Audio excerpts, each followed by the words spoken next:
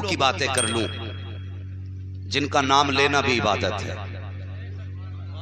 شیکم پور والو تم تو مہمان نہیں ہو، ملک والو تم تو مہمان نہیں ہو، اور سہسوان میں بولیں تو بارش میں وہ بندے نہ جائیں اٹھ کے، اور ملک میں بولیں تمہیں تو ہم بہت قریب سے جانتے ہیں، آپ اپنی جو اصل تمہاری شان ہے اس شان سے سنیے اور اسی دھیان سے بھی سنیے۔ میں نے بہت بڑی بات کہی اور آپ نے بڑی سنجیدگی سے ہضم کر لی۔ میں نے کہا کہ آج ان کی باتیں کرنی ہے جن کا نام لینا بھی عبادت ہے، ان کا چہرہ دیکھنا بھی عبادت ہے، جن کے نام کاغذ پہ لکھ کے ٹانگ دو تو بلائیں بھاگ جایا کرتی ہیں۔ اللہ سلامت رکھے، یہ منہ اللہ کرے ایسے ہی بند رہے، مگر نیک کاموں سے نہیں، چغل اور غیبت سے۔ ہاں جو نہیں بولے وہ بھی اللہ کرے کامیاب رہیں، جو بول رہے ہیں اللہ ان کو بھی مصطفیٰ کا مدینہ دکھا دے۔ بس توجہ کریں، مجھے ان کی بات کرنی ہے جن کے نام دروازے پہ لگا دو تو بلائیں بھاگ جاتی ہیں۔ کیا تم نے علماء سے نہیں سنا کبھی وہ چلتی ہے چیچک، کبھی ماتا، جو وبائی بیماریاں ہوتی ہیں، جاتے ہو مولانا کوئی تعویذ تو کہہ دیتے ہیں جا دروازے پہ لکھ دے لی خمسۃن اطفی بہا حر الوباء الحاطمہ المصطفیٰ والمرتضیٰ وابناہما والفاطمہ۔ اگر یہ دروازے پہ لکھ دو تو بلائیں بھاگ جاتی ہیں، بلائیں بھاگ جاتی ہیں، بیماریاں دروازوں میں داخل نہیں ہوتی۔ آج میرا دل چاہتا ہے معراج بھائی آج پنجتن کا تذکرہ کر لیں۔ اللہ کو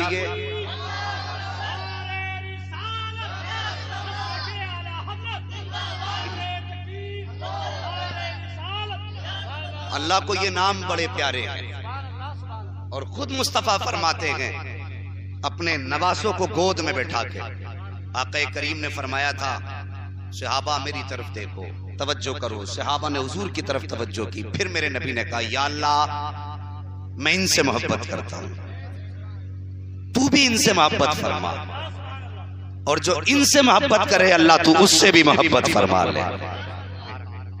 عمل تولے گئے، فیصلہ ہو گیا سب کا۔ جنتیوں کی لائن ایک طرف ہوگی، دوزخیوں کی لائن ایک طرف ہوگی۔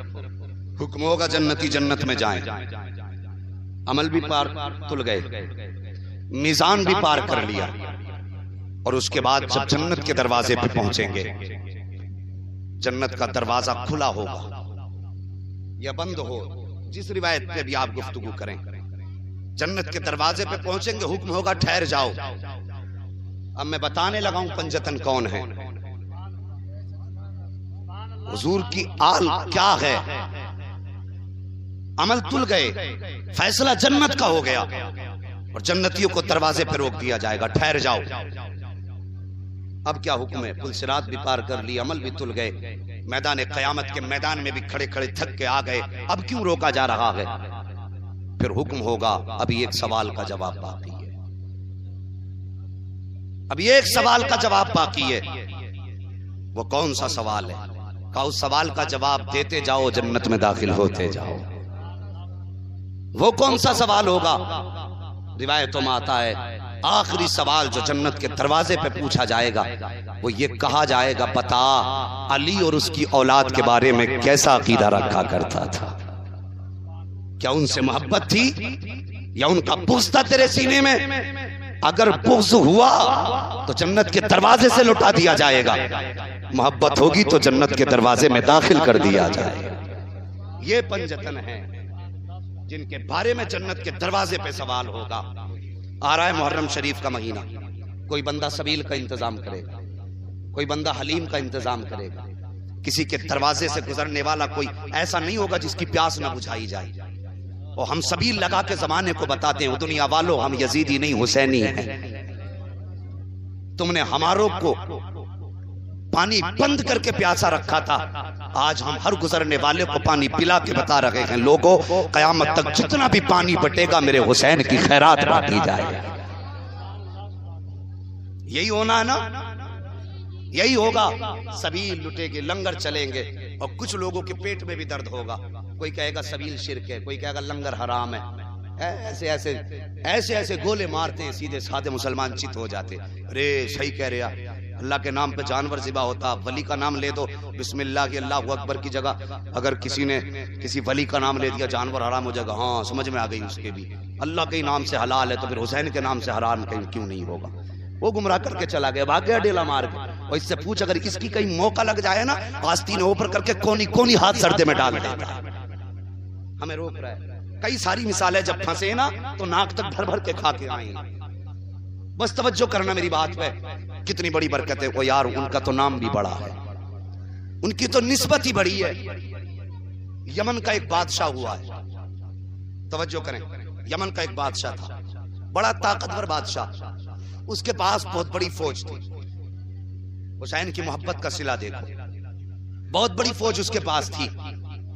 ایک دن اس بادشاہ کا انتقال ہو گیا. جب بادشاہ کا انتقال ہو گیا نا اس کی جگہ پہ اس کا بیٹا طیب نامی بیٹھا. کون؟ طیب اس کا بیٹا تھا بادشاہ کا، یمن کے بادشاہ کا بیٹا طیب تھا.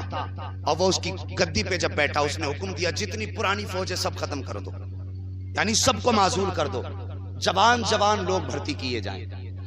ہے جی ڈرنا مت. میں یہ نہیں کہوں گا جتنے بڑے بوڑھے انہیں ہٹا دو جوانوں کو بیٹھا دو.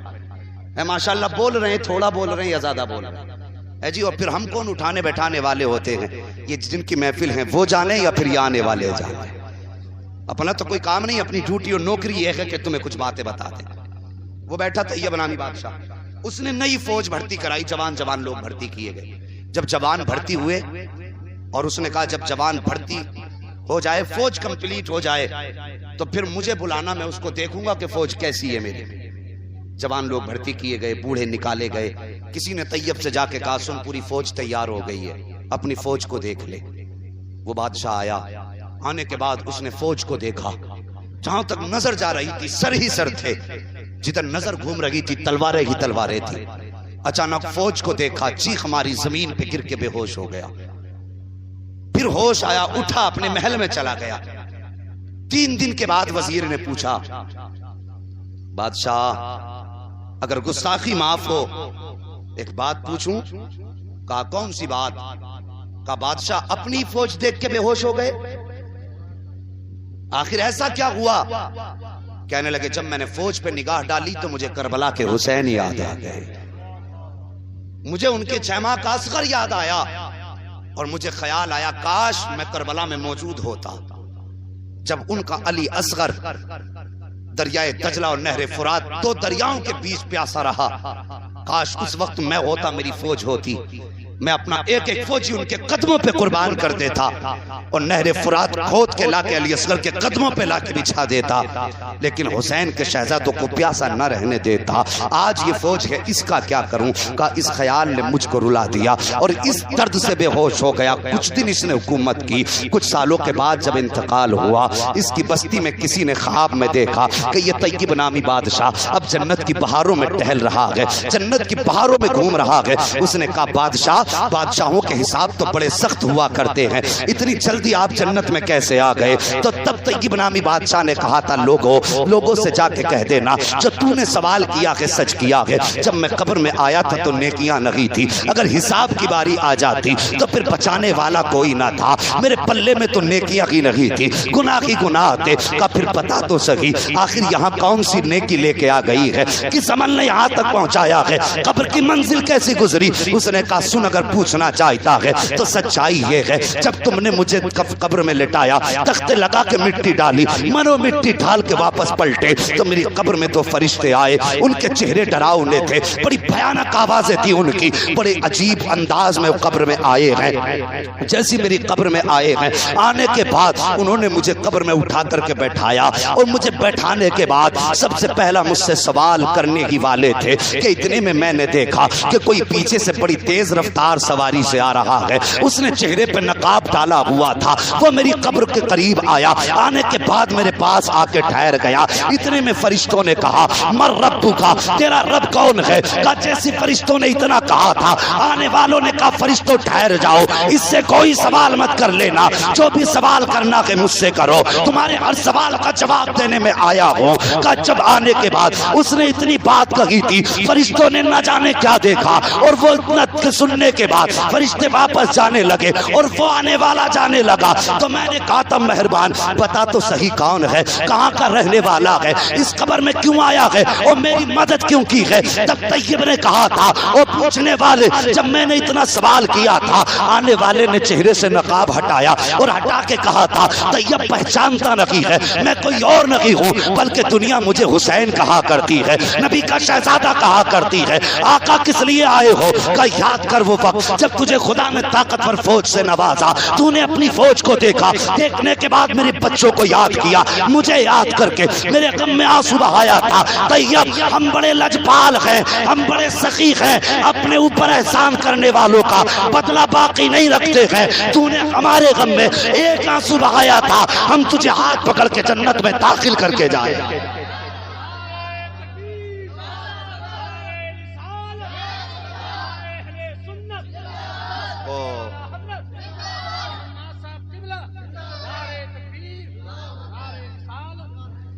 صاحب یہ ان کی وفا ہے, یہ ان کی محبت ہے. اگر ان سے پیار کرو خدا کی قسم پھر یہ ساتھ نبھاتے ہیں, پھر یہ ساتھ نبھاتے ہیں, مگر شرط ہے پھر پیار بھی ان سے ہونا چاہیے. ایک بات اور بتا دوں اگر تھکے نہیں ہے تو, آج تو نہیں لوگ کہہ رہے ہو, ان لوگوں کو تو لگ رہا ہے کہ گرمی تو نہیں لگ رہی بھائی. اللہ آج کی گرمی کے صدقے میں مصطفیٰ کے دامن کا سایہ نصیب فرما دے. ذرا بول دو سبحان اللہ. ہے یاد کرو گے کسی گاؤں میں گئے تھے, یہ بارش میں بھی سنوایا تھا, دھوپ میں بھی سنوایا تھا, پکڑ پکڑ کے سنوایا تھا, ہے جی. لیکن میں جانتا ہوں یہاں سب اپنی مرضی سے بیٹھے ہیں, اور اٹھ کے کیسے جا سکتے ہیں جب مدینے والے مصطفیٰ کے بلائے ہوئے ہیں. بھائی عثمان رضا منظری نے بتایا تھا کہ بارش ہوتی ہے تو سمجھ لو محفل قبول ہونے لگ گئی, اور مجھے تو ایسا لگ رہا ہے جیسے محفل سیدھی کربلا جانے لگ گئی ہو. اللہ سلامت رکھے.